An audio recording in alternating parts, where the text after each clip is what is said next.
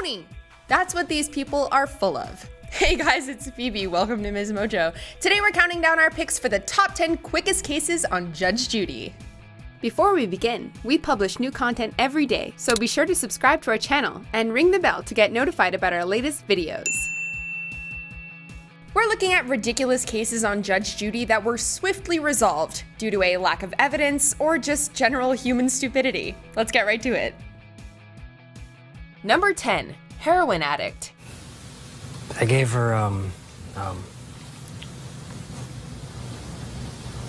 right, Mr. Stemple.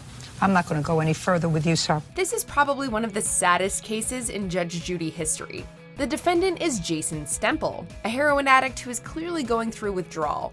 Ever had any substance abuse problem? no, ma'am. He appears totally distraught, complete with baggy eyes, a gaunt face, and a lot of twitching. He can barely string two words together, and the plaintiff is even forced to answer questions on his behalf. She also admits that he used money she had given him for a drug test to buy heroin instead. Eventually, I got it out of him that he had paid for heroin. Judy quickly brings the case to an end in under 2 minutes by first telling Jason he needs help, then by offering to get him some if he wants it. It's rare for Judy to show compassion in court, but it's clear that this man needed to hear some harsh but reassuring words. But I'm going to suggest to you, you're 31 years old. If you want to be 32 years old, you better get yourself some help. Number 9, she's an idiot. Go. Go it. Speak. Let's lighten the mood and watch the Judy we all know and love, the one who calls other people idiots. In this case, the plaintiff is suing Sandy Huang for a $4,800 loan. He'd co-signed the loan, the money of which was used for Sandy's breast implants. I asked and I was like, oh, I want to get my boobs done. And afterwards, my boyfriend at the time said he was willing to pay for it. So why didn't he? He got arrested. I did not know that part. However, the plaintiff and friend, or perhaps former friend now, says that Sandy hasn't been making her payments, and Sandy says that she had considered the loan a gift. If he wasn't paying, he gave me as a gift, so it's not my fault, right?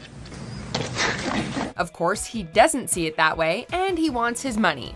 Judy absolutely annihilates Sandy and calls her an idiot before slapping her with the whole $4,800 bill. She's an idiot. Thanks. To top it all off, she states that Sandy shouldn't have any more children, lest she spread her stupidity. Ouch. That some people say that being an only child is not a good thing. In your daughter's case, perfect. Number 8, ruined iPhone. Here's a little tip for all you pranksters out there. If you break something, you have to pay for it, even if it was an accident. Defendant Ashley Hunter pushed her friend Jennifer into a pool and broke her iPhone, and Jennifer wants to be compensated. Fair enough. However, Ashley refuses to pay because it was an accident, and it, quote, wasn't malicious at all. And it wasn't malicious at all. I had no idea she had her iPhone. I felt awful after it happened. So. Well, you felt awful. That means you pay for it if you feel awful. Of course, Judy isn't having that ridiculous explanation, and she bluntly ends the case by telling Ashley to grow up and own her mistakes. The whole thing ends with Ashley explaining rocket science to Judy, or trying to. Seeing as how the whole room exploded with laughter, we don't think she succeeded. Simple as that. Isn't that rocket science? What is rocket science? Rocket science is when the scientists find out things about space. Number 7, bird monitor. You gave away your bird. To a good home, Your Honor. You That's gave what the ad away your bird. Lots That of toys put to it destroy. down, open up your ears and listen. Sometimes good intentions can land you in jail. This was almost the case for plaintiff Tracy Martin, who sold her pet parrot to the defendant. She later saw the parrot and believed that it was being neglected, as it didn't have any toys and, quote, looked horrible. Judy stops the case dead in its tracks because, quote, courts don't micromanage pets. She also states that once a transaction is made, the seller has no further responsibility or say over the pet's well-being. She doesn't want anything to do with you anymore. You gave her your bird. Exactly. Shh. This is true for private affairs, and it's also true for pet adoption centers. As such, Tracy has no case, and Judy even warns her of potential jail time if she continues in her well-meaning but naive pursuit. If you don't Bother leave her. her alone, the police are going to get involved and she will get a restraining order against you from coming anywhere near her or where she lives, You have to stay away from her. Number 6, one weird practical joke. Okay. Try just to speak the truth. Do you understand? Yes, I do. Yes, I do. Good. Try to speak the truth, then we won't have any trouble, Mr. Mystery. No problem. If you don't, we're going to have a lot of trouble. Oh, the things Judy has to hear. This case sees Jimmy Mystery suing his friend Rafael Cassin for damaging his car. But this wasn't just a simple friends get into an accident in his buddy's car case. No, it's far wackier than that. The two had attended a party, and Rafael got jealous once he saw Jimmy kissing the woman he had been kissing earlier in the day.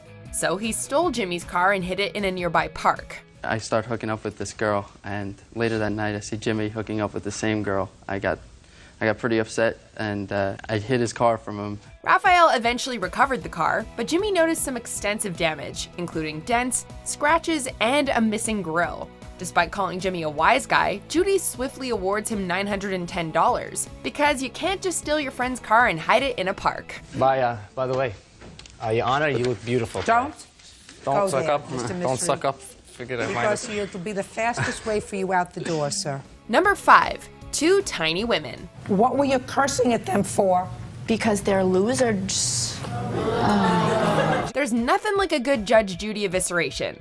Defendant Alexandra Nelson had harassed the plaintiff outside of his house and swore at 5 or 6 of his friends.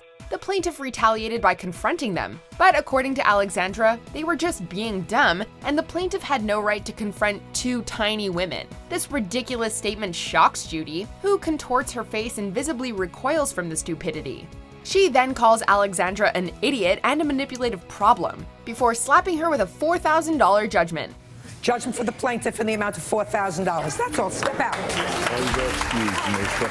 Maybe next time she'll think about provoking people in front of their own houses. Because if there's one thing we learned here, it's that silliness like that results in one swift court case.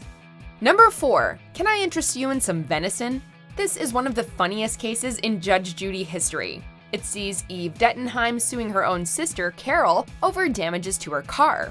Carol had taken the car and hit a deer, causing $1,300 in damages. I just didn't think.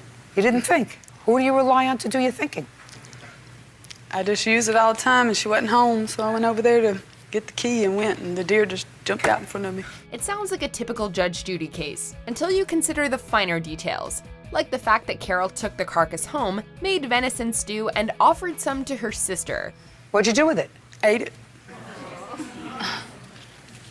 Is that true? Yes, ma'am, and she even offered me some, but I'm not having rigor mortis stew. Or the wacky sitcom-esque declarations, like Carol defensively stating that the venison did not have rigor mortis. Or the audience desperately trying to contain their laughter. It was like watching a Judge Judy parody on SNL. Needless to say, Carol was forced to pay the damages. Turns out venison stew does not fix cars. So why don't you work? Because I don't have to. Well, you have to because you owe your sister $1,300. Yeah, I wasn't expecting to have to owe $1,300. Judgment for the plaintiff in the amount of $1,300. Thank you very much. Your Honor. Go back to Louisiana and be happy. Number 3, don't get comfy. Thank you, Bird. You're welcome, Judge. Don't get comfy. You're not going to be here long? No. Okay. When Judy says don't get comfy, you know a verbal smackdown is right around the corner. That's exactly what happened when Brenda Powell sued her ex-roommate Angela Rust. Brenda was forced to move out of their apartment, and now she wants Angela to pay the difference between her new, more expensive apartment and the apartment she shared with Angela. However, Judy destroys her confidence with 4 words. That's not a case. That's not a case. So, sorry to tell you, we don't do cases like that because it's ridiculous.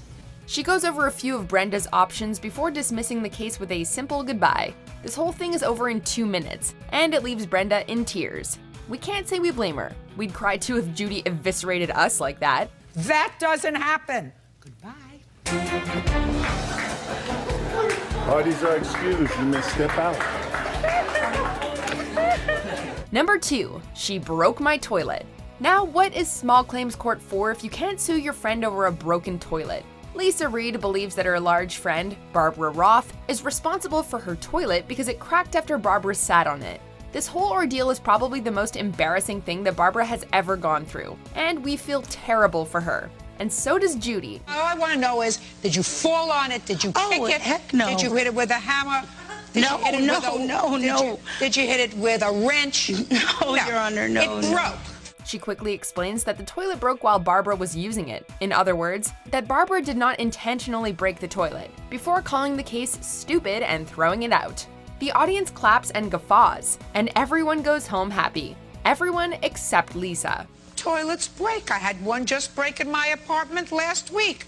Cost me $650 to put in a new toilet. You think I went around to try to find the last person who sat on it? Be stupid. Grow up. That's all. Before we unveil our most jaw-droppingly stupid #1 pick, let's take a look at some honorable, or would it be dishonorable, mentions. Who do you live with? My witness.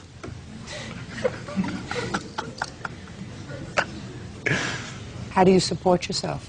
My mom pays my rent. Mr. Van Hanswick's going to understand that when he comes to court, he's supposed to bring all relevant information, not just the information that he wants me to read. And she was like, why? Why? And I got it. Yes, Your Honor. And it was behavior like that. I was like, Melissa, what's going on? #1, Dumb and Dumber. Judy must love it when the defendants do her job for her.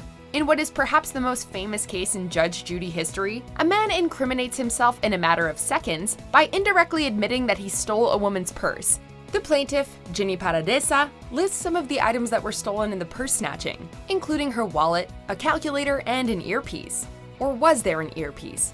Not according to the defendant, who brilliantly states, "There was no earpiece in there, ma'am." I had to replace all my IDs. I had gift cards in there, my earpiece, and a calculator. There was no earpiece in her, ma'am. Everyone laughs in disbelief. Judy calls them dumb and dumber, and the plaintiff is awarded $500 for her troubles. Now, if only all court cases could be that simple. Judging for the plaintiff for the amount of $500. That's what I think it's worth, madam. Goodbye. Imagine being stupid enough to incriminate yourself in front of the Judge Judy herself. Cringe. What'd you guys think of the list? Let us know in the comments below, and check out these videos.